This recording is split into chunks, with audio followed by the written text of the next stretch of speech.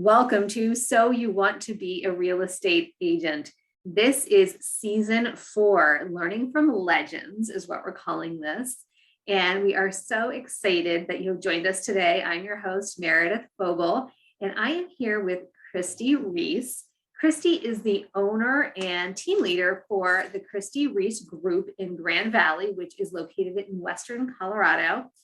So she has been named, her group, I should say, has been named the number 2 large team in Colorado. Awesome. Received the 2022 Companies to Watch Award. So cool. Yeah. And you just opened a second location. Congratulations. Well, I'm so excited that you're here with us. Thank you for joining us today. I have lots I want to ask you about, including how you are using seminars to help drive business. And I want to ask you about your Circle Fund and your podcast. Welcome, Christi. Thank you. I'm honored to be here, Meredith. Oh, thank you. What else did I miss? What else would you like our audience to know about you? Gosh, well, so you said we're in the Grand Valley. That includes Grand Junction, Fruita, and Palisade, Colorado. We're on the western side of Colorado, kind of as you come out of the mountains and into the desert. And so we're a unique geographical location, and we are really recreation focused here. So lots of outdoor activities and a great place to live. So we've been busy. That is very cool. It sounds like it is beautiful. And you were telling me the view out your window is like water on one side and mountain on the other side. Yeah, our office is right on the Colorado River, and then we've got the Colorado National Monument out this window. So yeah, it's pretty amazing. Fabulous office location. So cool. All right, so start with giving us kind of a rundown of what your team looks like. Okay. What is your, like, who is on your team? What's your structure? How many agents? That kind of stuff. Okay, so I started a team about 9 years ago, and 8 or 9 years ago when I was at another firm. And, you know, I built the team to kind of be insular through Tom Ferry coaching. I had great coaching at Tom Ferry, and they showed me how to really build my own systems within the team. And so it became a natural progression that we went out on our own. So we've had our own company for about 4 years now. Currently, we have 16 agents and 5 staff. That makeup has changed considerably over the last couple of years. We were probably our most profitable when we were around 8 agents and 6 staff, which is amazing. We're really staff heavy, but we had a lot of high producers. So I have, let's see, 7 or 8 of my agents are in the top 100 in our MLS. So they're really hardworking, productive agents. And we've recently brought on a lot of new agents. So we're working on getting them trained and up and running as the market is shifting, which is a challenge, as you know. For those people that have just entered the market, it's like, wow, we got to do things a little differently than we've done them the last few years. So we're really working on training those agents to have the right habits.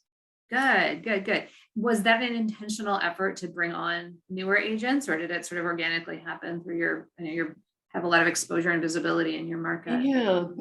You know, I have been typically a little bit anti-growth, and through coaching, you know, they really had to bring me along, like, you need to bring on some more agents. And I was always worried that it would change our culture too much.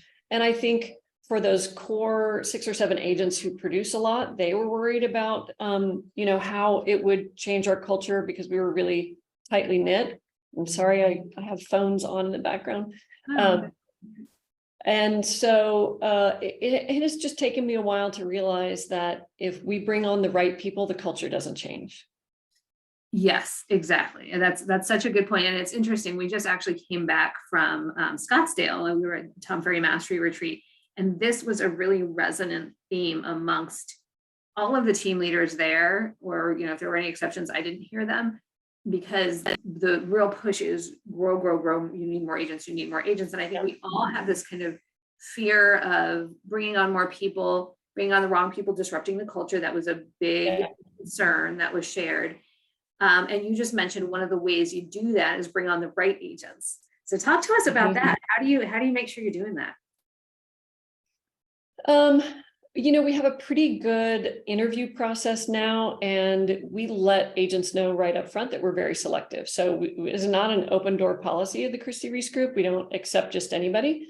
we want to make sure that we have some requirements: humble, hungry, smart, coachable. Those are the 4 things that we really look for. But there's a lot of people that don't think they want to be on a team, or they don't like the splits. And so when they come in here and we talk about everything that we have to offer, we want them to leave here being excited. Like, wow, I want to be a part of that group because I love what they are doing in the community. I love the way they run their business. I love their social media. I love the energy. I love the training. When someone walks out of here and goes, I don't need that, then they're not for us.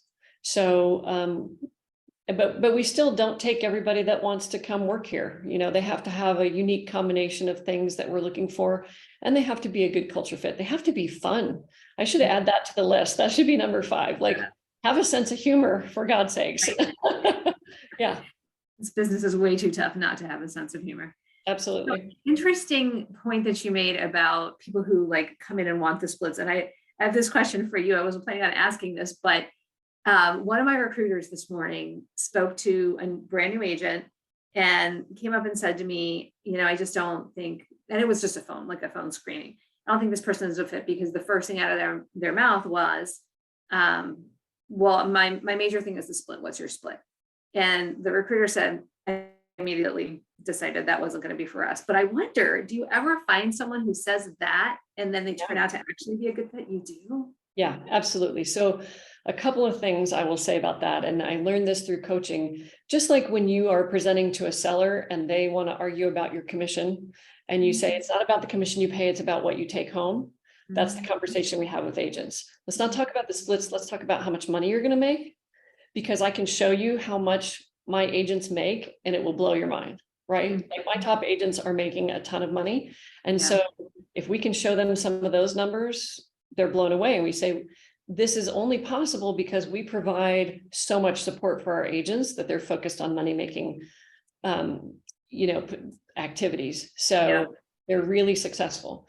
But in addition to that, so we have a new agent that came in and she was ready to sign, and then we sent her the team contract to review. And I think, we're going to change our process a little bit on that. But as sometimes happen, that they share it with their spouse or their parent or someone else to review. And the parent goes, why would you agree to that split? You can go somewhere else and work for this.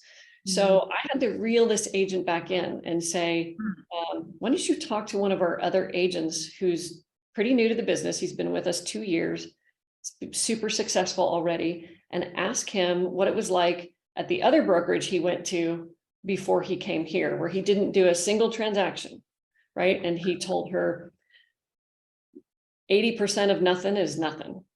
Exactly. Yeah. Right? So yes, we have to tackle that sometimes in a variety of ways, but talk to this girl and had her converse with Tony on our team, and she called us back and said, sign me up.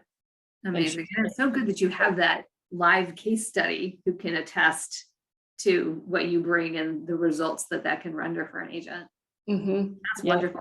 Now, how does your team look as far as division between the newbies and the higher producing agents? Does everybody learn and work together? Do you have some tiering going on? What does that look like? So we do have pretty much everybody working together. We are just a little bit looser on our accountability requirements for the more seasoned agents. Mike on our team, who closed, I think, 60 deals last year, he says, if you make me track, I'm going to go somewhere else. So Mike doesn't have to track, but he keeps up with his clients, and we know because his reviews are great, and he's constantly got business going. But then we have Karen, who is a top producer on the team, who tracks everything and is a great example for the newer agents. So we really try to bring her in on a lot of trainings to show her techniques and her dedication to tracking and how it can improve your business. So we do have a little bit of difference in that regard, but we don't require, we suggest that everybody be on the huddle. We huddle every morning at 8:45 on the phone, and the experienced agents love being there, and they set a good example for the newer agents. Like, this is important. This is how we connect with each other every day. We do, a lot of shadowing. And so the newer agents get to know the more experienced agents. And I think that's part of our culture. And the experienced agents that are here really benefited when they came on the team, either shadowing me or, some of the agents that have been here the longest. And so they realize that it's part of helping these new agents be successful. So we really work together, that we're all involved in the role play, and the team meetings. Nobody likes to miss the team meetings, and we do a lot of trainings there. So wonderful. It sounds really collaborative, and it sounds like you've given the more experienced agents a way to give back and feel significant in the lives of these newer agents too, which is awesome. Awesome. All right, so let's pivot to how you got into real estate to begin with. What was your background before? Well, my dad was a realtor, so I got licensed. I'm 31 years in the business this month. So I got my license when I was 24. And say when you were 2, apparently. Yeah, right. Thanks. And I started selling with him, and I really didn't think that it's what I wanted to do for the rest of my life. So I continued to hold my real estate license, but I kind of dove into some other careers. I had a little retail shop for a while. I got into body work, and I did some other things, but I kept falling into real estate deals. And when I moved to Grand Junction, I just kept kind of coming into deals, and the timing was good. And so I opened I didn't open an office here. I opened my practice here with another agency, and I pretty quickly became the top producer at the company. So it was an interesting evolution then to opening my own company, because if you had asked me during those years, and people did, why don't you start your own thing? I'd say, no way. I don't want to deal with all the stuff that comes along with owning a brokerage. But it was just a natural progression as we tightened up all of our systems and kind of became our own little entity and the team within another brokerage. We finally decided to go out on our own, and that's been a good thing. Yeah, it certainly has been a good thing. You can see that in the results and accolades. Let me go back to you saying that you quickly became a top producer as a solo agent. And I know our audience is probably thinking, how? What are like the top few things you would share that allows you to accelerate so quickly in your career? I think at the time, so I'd have to think about what years this was 15 years ago.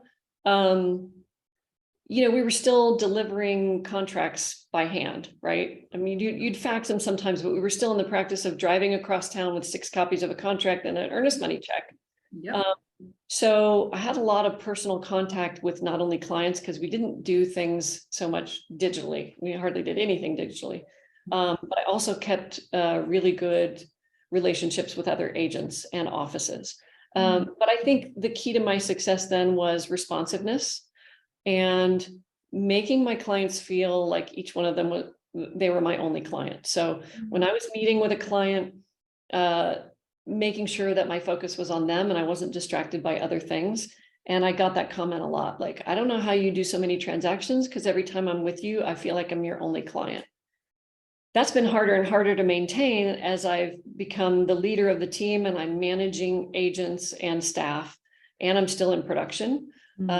But I have help, I have a full-time assistant and staff that helps me. So trying to maintain that balance has become more challenging. But I think, you've got to be responsive in this business. You've got to answer your phone. You've got to get back to people quickly. And even that can make people feel like they're your only client. It makes them feel really important and valued.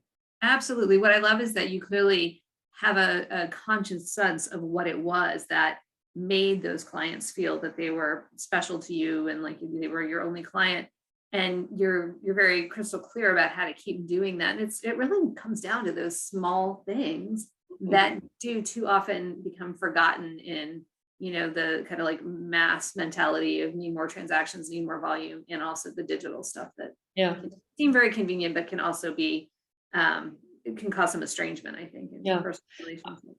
Well, thinking back on it too, I think, Meredith, another thing that's really important is I was just in the business every day, and I could advise my clients very quickly on pricing and strategy because it wasn't a part-time job for me. I was looking at properties every day. I was in the trenches. And I think, now that I'm not showing property anymore, because I typically only work with sellers, it's been a little bit more challenging for me to be on top of the market as much as I used to be. I rely on my agents though, that are out showing every day. Like, hey, what do you think about the value on this that I'm looking at?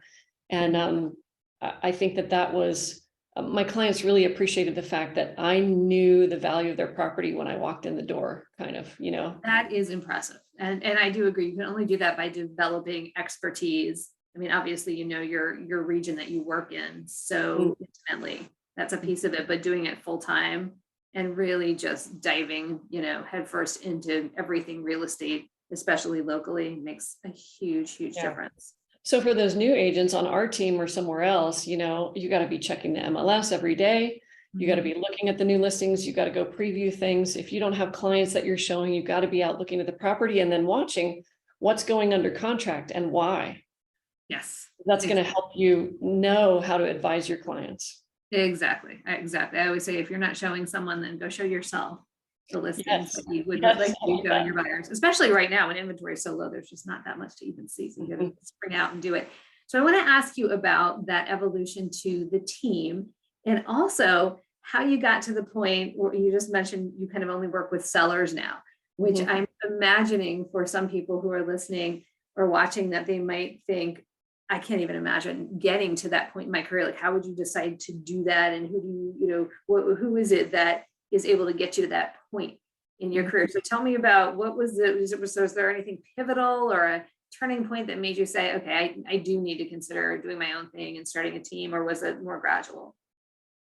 No, I mean, I think when you just get busy enough that you can't handle it, and you feel your customer service is starting to suffer, and your clients are saying, I can't get a hold of you, and things like that. I mean, you're starting probably with an assistant, right? That's the first step, is to have somebody that can answer the phone when you're not available, get back to people, send things for you. But then when that person is no longer enough, and you'd like to have a life because you're showing property until 7 or 8 at night, and you're working weekends, and you're finding it hard to find time to be with your kids, then having a buyer's agent is your next logical step. And it's really tough for some agents. I know some that really make that transition very easily, but it's really hard when you're typically used to doing your own thing to say, I'm going to have you work with someone else. I know you're my trusted client and you trust me, but I'm going to have you work with someone else. That was super challenging for me, but it just gets easier every time you do it. And as the agent that you bring on gets more experience and knows how you operate things, then it's a no-brainer, and when people say now, Christi, I want you to show me houses, I go, Mike is going to do a much better job with that than I will. He's got his finger on the pulse of the buy side in this community. He knows houses that are not on the market yet. He knows the areas that you're going to want to go to. He knows how quickly you have to move. And so it's a very easy conversation to have now. But yeah, it is great. I mean, I really don't work weekends that much anymore. I'll take listing appointments on the weekends, but that it's nice. And it's a benefit of having been in the business a long time and getting to this point. Absolutely. Absolutely. And I think it is another one of those sort of like self-limiting beliefs sometimes, that people are only going to want to work with you. And they do sometimes verbally say, oh, I was really hoping it was going to be you that would do that. Do you find that presenting it from the beginning as, Mike and I work as a team, and, here's what he's going to do, here's what I'm going to do. Does that help? Do you do that at the outset? Yeah, sometimes, but I talked to a new client yesterday, and I had the initial intake interview over the phone with her. And I said, I'm going to pair with one of my agents on my team who's going to start sending you some properties, and you can reach out to either one of us when you see something that you like, but I'm going to direct her in that regard. And she was fine with that. Good. Yeah. People usually are. I think it's interesting that they tend to be completely accepting when we kind of are worried that they won't be. All right, so you built your team and you started bringing people on, and you've now got this kind of like the new team going. With your expansion to the second location, how did that come about? Was that the size of the team, or how? Tell me more about that process. Yeah, so I'm a big believer in taking advantage of opportunities when they come my way. So I do have an entrepreneurial spirit, but I grow based on, when I find the right person or the right place. And so it was kind of a perfect storm. We were a little short on square footage in our current office with bringing new agents on. And we like to have agents here in the office. We feel that really benefits them, especially the newbies. So and then I heard about an agent in Fruta, which is a community just about 20 miles from our current office, who was thinking about getting out of the business. And she had built a really great business out in Fruta. And I called her and I said, Jerry, how are you going to transition out of the business? She said, I don't know. And I said, I'm on my way out to visit with you right now. And so I bought her building and adopted her clients. So we did the golden handoff according to the book. And so, yeah, now we have a location that was already a real estate office. So people were used to seeing the sign out front, and we hung up our new sign. We became members of the Chamber of Commerce out there, and we have a second location and a bunch of new clients, and it's been fantastic. That is fantastic. You're exactly right. You had first of all, you had the ear for the opportunity, and then you went and you just jumped right on it, which is great. And you came from a place of service, it sounds like, too. When you went to help her, not go, how can I take over your business? It was like, how can I help? That's right. In a way that makes sense. Earlier I mentioned how we keep really great relationships with the other agents in town, and that's a perfect example. Jerry and I worked very well together in the past. She respected me, I respected her. The deals that we'd done together went so smoothly, and so it was a natural partnership for us to work together, and she was really happy to have my team helping her clients. So cool. Congratulations. That's fantastic. All right, now let's shift to your seminars. So it looks like you hold regular seminars, and I'm curious to know, what are they, different topics, more about, how are they presented, even how do you go about inviting people? What does the follow-up process look like, and what kind of results are you seeing? Yeah, so we're actually kind of just getting started with seminars, but we've been really successful so far.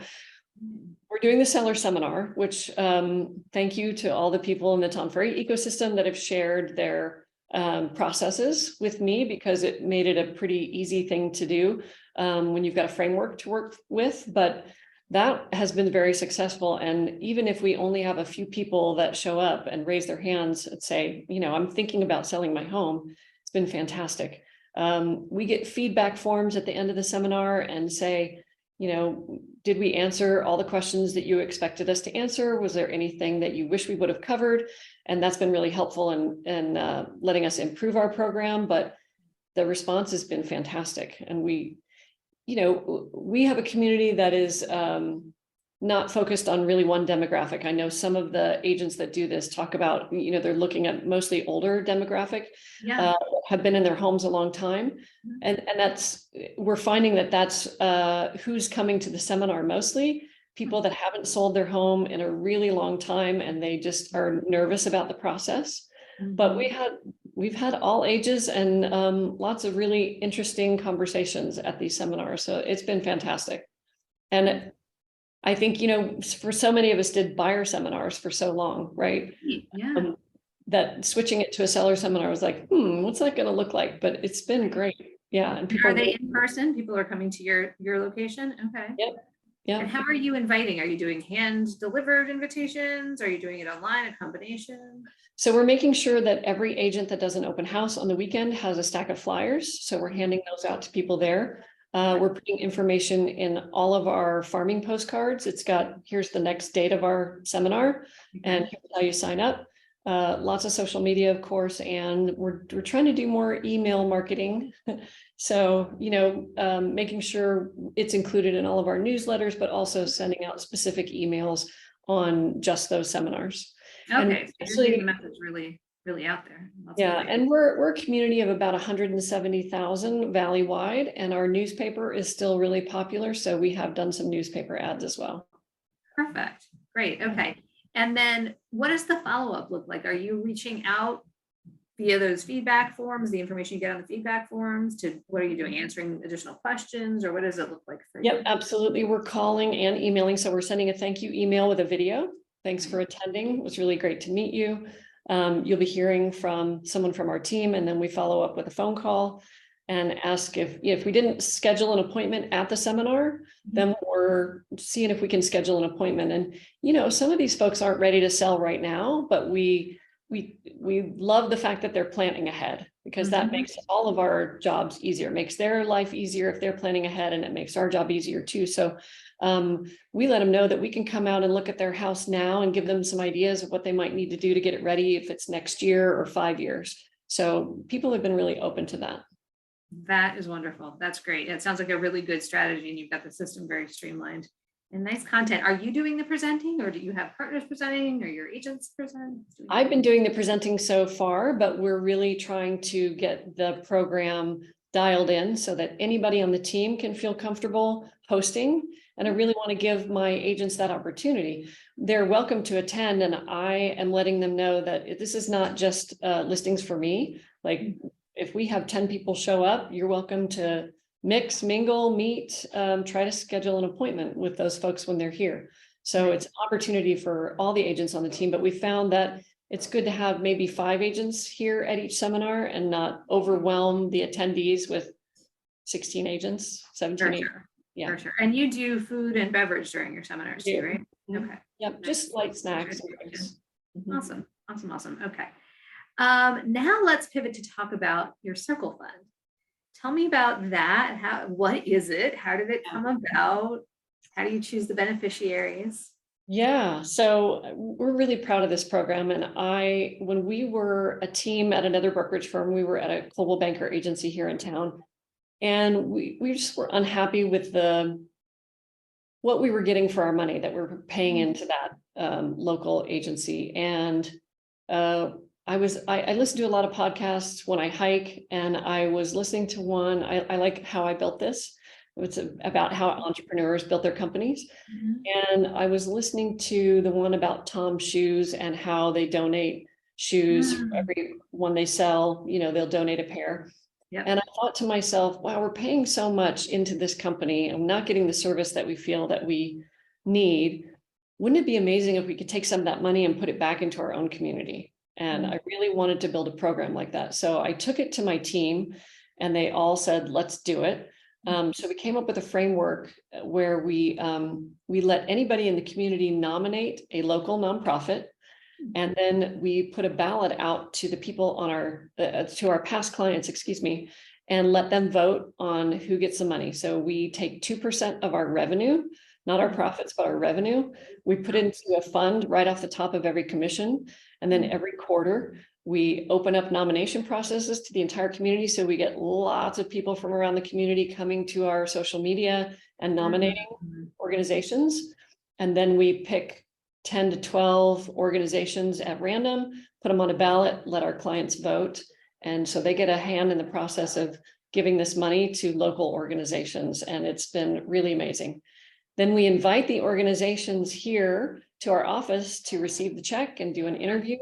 And we talk about their organization and promote them. And one of the most exciting things for us has been learning about organizations that we knew nothing about before, and how many small organizations are doing such great work in our community and really need help, and we're giving, depending on our quarter and how our sales have been, we've given away, $20,000 to some of these organizations, and it makes a huge difference for them. So that's phenomenal. And you're highlighting their cause as well as giving back. So good. Do you feel like I will say too, for team leaders, it's part of our culture for our agents too. Like, they don't want to go anywhere else because they love this program. Yes. Yeah. And I would imagine that's an additional compelling factor for people who feel aligned with what you do and who you are to join you as well. Yes. That's amazing. I think it's one of those two that, clearly what you put out comes back to you, and you're putting so much good out through the Circle Fund. That's incredible. Good. Wow, so much good stuff. And I said at the beginning, this always flies by. I cannot believe we're almost at time already. What else would you like to share? Any little key like tips or tidbits that you would say to anyone just starting out or feeling like maybe they're a little wobbly with the market being as fluctuating the way that it is right now? Yeah. I think the thing to remember as a new agent is there's so much possibility out there. There's so much business going on, and you might think it's hard to break in, but you just got to find your little niche and dive in 100%. You know, for the agents on our team that are struggling a little bit, we put them on an enhancement performing plan, and we hold them accountable to do this many things every day. You know, this many phone calls, this many door knocks, this many social media posts, this many videos, this many texts. You know, you really have to be doing it all, and you'll find what works for you, but you can't be nervous or shy about it. You got to really jump in with both feet and do what your team leader tells you is going to make you successful. If you just sit back and think the business is going to come your way, it's not. So, right. And I think what you just said is important too, because there are certainly some solo agents out there who are trying this solo and maybe feeling like they need to go back into the career that they came from, or, you know, get into some other line of business. Joining a team or having a strong team leader or mentor like you, or a company owner like you, who can kind of, I guess, spark the interest and, you know, help them reimagine where they can be if they go back to some basic fundamentals that we kind of all know but can get away from. Sometimes that reminder, sometimes it's just having that accountability, somebody to look up to, somebody to be in the trenches with, can just make all the difference in the world. Well, and we have an agent that came over from one of the bigger firms, and she said, you know, there's just no feeling of camaraderie there. I feel like it's so competitive that it just kind of turns me off. And she has thrived here, and her business has taken off. She's been in the business 14 years. And just like you were saying, she just needed that jumpstart again and something to reinvigorate her. And she's found it. She's doing great. We're so proud. I'm not surprised. You run a fabulous business there, so not at all surprising. So Christi, if anybody wants to get in touch with you to learn from you, talk to you about joining your team, or work with you and your team to buy or sell, what's the best way for them to find you?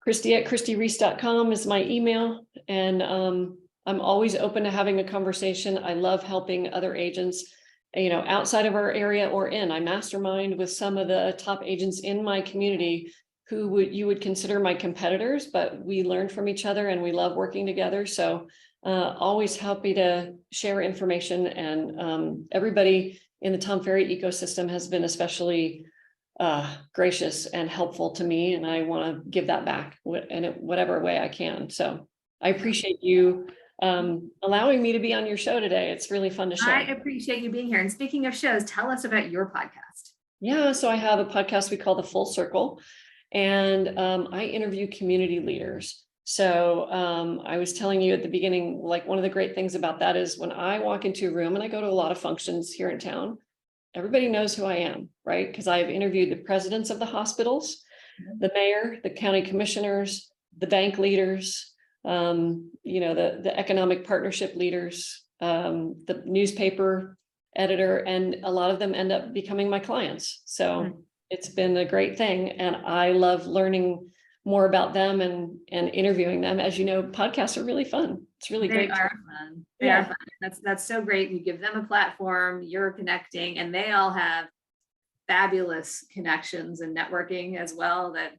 That all comes back, that full circle again.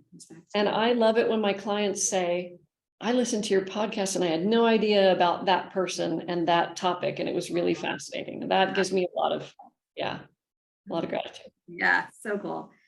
Oh man, well, Christi, thank you so much again for joining us. This has been phenomenal. Thank you everyone for listening. We appreciate you so much. Thank you to our podcast sponsors who make this show possible: the Rozek team with Embrace Mortgage, Paul Harsani with First National Bank, Village Settlements, and Peak Settlements. Please consider reaching out to our sponsors who support us and make this podcast happen. And please also connect with us and with Christi on social media. You're always welcome to leave or ask a question. And we love it when you leave us a review or rating on the platform on which you are listening. We love hearing from you. Please feel free to reach out. Thank you so much, Christi. Thank you again. Thank you, Curtis. This has been So You Want to Be a Real Estate Agent. We'll see you next time. You might have noticed that in this market, the hyperlocal agent is the one getting all the listings. Really important in a market like this where there is so little for sale. Residents know that the local expert is the person most likely to get their home sold. So if you have been wondering about exactly how agents become local experts, this book is the blueprint for making that happen. Someone recently said to me, farming isn't rocket science. And she's right, it's not rocket science. It's simple, but simple doesn't necessarily mean easy. But this book, I would argue, makes it about as easy as it can get to become that hyperlocal expert. So if you're interested in becoming the go-to agent in your local market, check out Farming for Real Estate Agents.